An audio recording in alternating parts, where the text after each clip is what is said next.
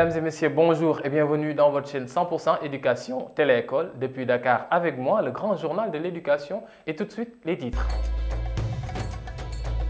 Le paludisme, ce fléau mondial, n'épargne pas le milieu scolaire. Au Sénégal, prévention et sensibilisation sont fortement récurrentes, mais n'assurent pas une couverture totale. Le comité scientifique de Télé-École s'est réuni avec de potentiels partenaires pour la création de programmes en adéquation avec la ligne éditoriale de la télé. Et pour terminer, notre invitée de la rédaction, Madame Moussou Koro Diop, fondatrice de Digital Mousso et activiste dans les réseaux sociaux, qui sera avec nous pour parler de la science et des femmes. Le paludisme est un fléau mondial qui fait de nombreuses victimes dans le monde. Il est présent au Sénégal et n'épargne pas le milieu scolaire. Le gouvernement sénégalais et des organismes internationaux opèrent des actions de prévention fréquentes mais ne couvrent pas encore la totalité des établissements. C'est le cas de l'école élémentaire Mam Masser Niane 2 de Sicap Baobab. Mohamed Ndiaye a fait un reportage. Le paludisme est une maladie mortelle provoquée par des parasites du genre Plasmodium. Selon l'OMS, l'Organisation mondiale de la santé, cette maladie cause aux environs 2 millions de victimes dans le monde. Au Sénégal, pour lutter contre ce fléau, des campagnes de sensibilisation sont organisées dans les milieux scolaires. Nous sommes à Dakar, à l'école Mas Masser Niane 2 de Sicap Baobab, qui selon nos sources n'est pas impliquée dans les campagnes de sensibilisation de lutte contre le paludisme. C'est regrettable parce qu'on sait le rôle que les élèves peuvent jouer dans cette sensibilisation. Et nous savons que le paludisme, c'est un fléau. C'est un fléau public qui est là et qu'on devrait combattre, sachant que 1 à 3 millions de personnes meurent par an par le paludisme. Malgré cette malheureuse situation, l'école ne ménage aucun effort pour instruire à ses élèves les modes de prévention de cette maladie. Nous apprenons à nos élèves sur le paludisme parce que c'est un thème qui fait partie de la planification de nos apprentissages.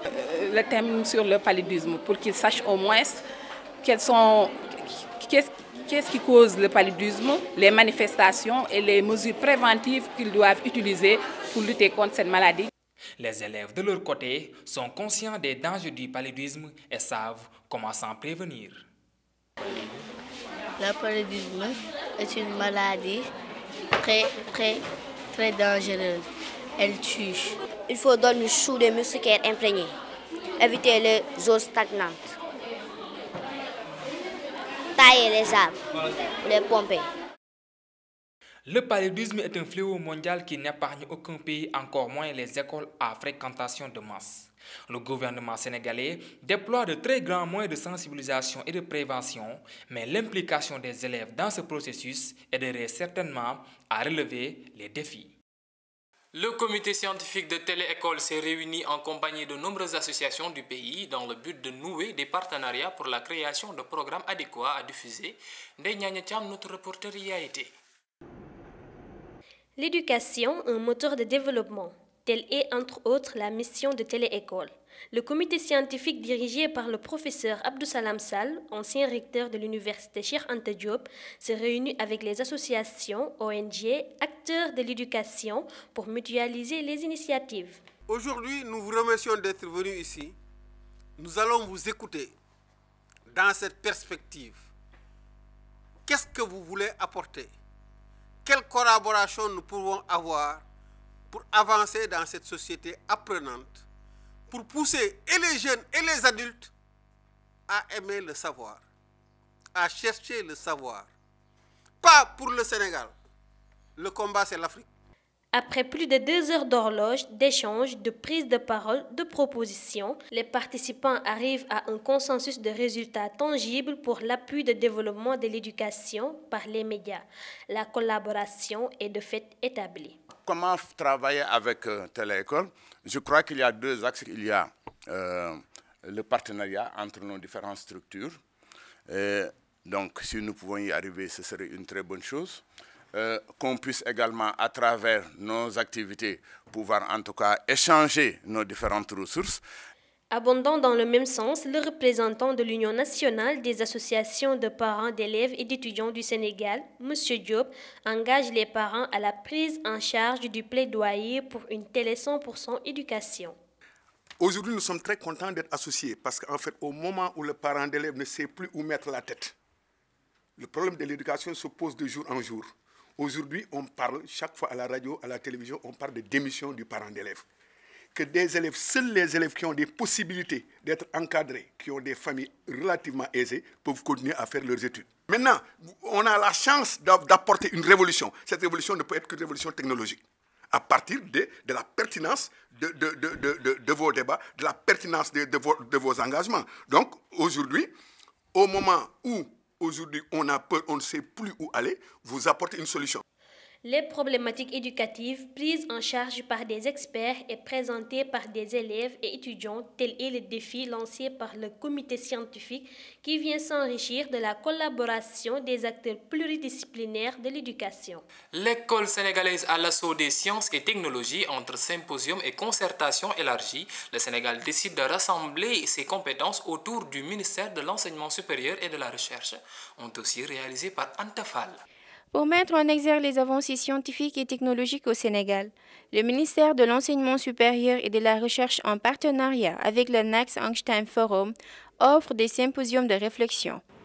Une simple observation de notre système éducatif permet de constater que par manque de temps ou de moyens, la plupart des grandes expériences scientifiques ne sont plus montrées aux élèves que par des schémas et plus rarement par des films ou des simulations.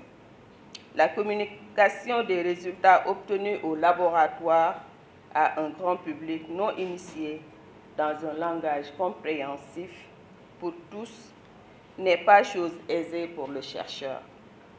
Suite à ces constants, il est important de développer des stratégies permettant une large diffusion de l'information scientifique. La promotion de la culture scientifique est donc une nécessité absolue et constitue un maillon très important dans la politique de promotion des sciences et des technologies. L'objectif principal est de développer les sciences et les technologies de demain en engageant les écoliers et les jeunes dans les activités scientifiques, telles que les caravanes scientifiques et les hackathons, affirme l'ambassadeur du NEF au Sénégal. Plusieurs études ont montré qu'il y a plus de scientifiques et d'ingénieurs africains sur le sol américain qu'en Afrique même. Pour changer cela, nous avons besoin d'une volonté politique et de la collaboration entre les universitaires, les décideurs et le secteur privé pour proposer et mettre en œuvre des solutions concrètes comme la mise en place d'un fonds de recherche continental et des centres régionaux de recherche.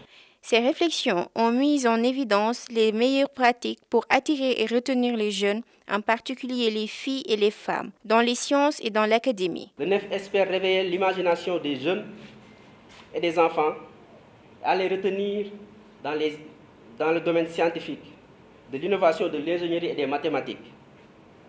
C'est également l'occasion de mettre en exergue les avancées scientifiques et technologiques que connaît le Sénégal, mais également d'inciter les jeunes et encourager les femmes et les filles à faire des études scientifiques. Inciter les jeunes en général et les filles en particulier à poursuivre des études scientifiques et technologiques, tel est le nouveau défi des gouvernants africains pour assurer le développement futur. Le monde des sciences et technologies est-il investi par les femmes sénégalaises? C'est la question que je vais aborder avec notre invitée du jour, Madame Moussou Koro Diop, fondatrice de Digital Mousso. Madame Moussou, bonjour. Bonjour, cher. La première question que je vais vous demander sera, revendiquez-vous en tant que femme une place dans le monde digital dans lequel vous êtes? Tout d'abord, merci pour l'invitation. Ce que je dirais, c'est j'aime pas le mot revendiquer, parce que quand on revendique, c'est parce que justement, soit on nous a volé cette place, ou bien on nous l'interdit. On ne nous l'interdit pas. Nous vivons dans une société qui de plus en plus accepte que les femmes occupent certaines places. Donc si les personnes, les autorités même encouragent les femmes à occuper une place plus importante dans le monde des sciences, c'est une chance qu'on saisit et justement ça c'est une reconnaissance pour toutes ces femmes d'une autre génération qui se sont battues pour plus de femmes dans les sciences, pour croire aux femmes, ne pas les cantonner dans un secteur, Mais justement, ce que j'ai l'habitude de dire, les autres secteurs ne sont pas à crier que ce ne sont pas pour les femmes. Il faudrait qu'on ne se fasse pas de gap, qu'on ne crée pas des barrages et qu'on ne se crée pas des limites, qu'on ne dise pas que justement les femmes ont peur des sciences, etc. C'est par paresse ou bien c'est au niveau de la société, on accepte plus les femmes qui font des métiers entre guillemets faciles. On se rend compte de plus en plus que quand on les encourage, elles se débrouillent bien et elles sont pour la plupart du temps premières dans ces matières-là. D'accord. Par rapport aux matières scientifiques dont vous parlez, on note une chose, c'est-à-dire que les filles, les femmes en général, sont de plus en plus moins nombreuses dans ces filières-là. Quelle est la raison que vous pouvez avancer? Alors la première raison, c'est juste une raison culturelle. On a l'habitude de dire qu'une femme qui fait de longues études n'aura pas de mari parce qu'elle n'aura pas le temps, n'aura pas d'enfant, ou bien qu'elle va tarder à avoir le mari et l'enfant parce que voilà, les études scientifiques, des fois, si on veut vraiment s'y mettre, c'est demander de la concentration, des sacrifices.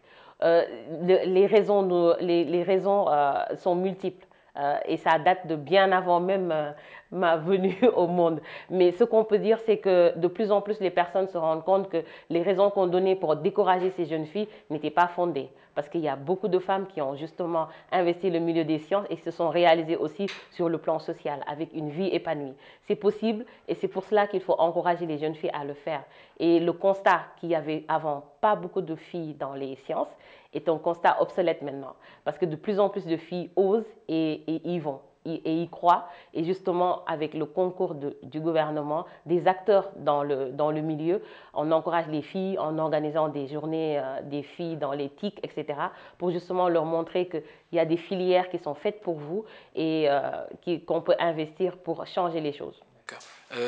Madame Moussou, merci beaucoup. Mais une dernière question, un dernier mot peut-être à l'endroit de Télé-École, à l'endroit de cette initiative. Vous, en tant qu'activiste, comment jugez-vous ce projet? C'est une belle initiative. Télé-École vient à son heure parce que c'est justement, c'est dommage de ne voir à la télé que de la musique, que de l'amusement justement, et c'est pour cela que je ne comprends pas des fois les personnes qui sont surprises de voir les jeunes qui connaissent toutes les chansons, qui s'amusent, qui ne font que s'amuser au lieu d'apprendre. C'est parce que c'est ce qu'on leur montre à la télé. Si Télé-École vient et dit que moi, en tant que projet Télé-École, je vais éduquer via la télé, ce sera une télé éducative. On ne peut que qu'applaudir des deux mains. Et justement, c'est encourager cette initiative et venir donner sa pierre à l'édifice justement de Télé-École. Tous les acteurs qui peuvent faire quelque chose pour Télé-École, je les invite à venir. Et c'est l'occasion de féliciter toute l'équipe de Télé-École pour cette belle initiative. Merci Madame Moussou Diop pour cette contribution. Voilà qui met fin à votre édition hebdomadaire du Grand Journal de l'Éducation sur Télé-École. Quant à moi, je vous donne rendez-vous très bientôt sur la première chaîne africaine dédiée à l'éducation. À bientôt.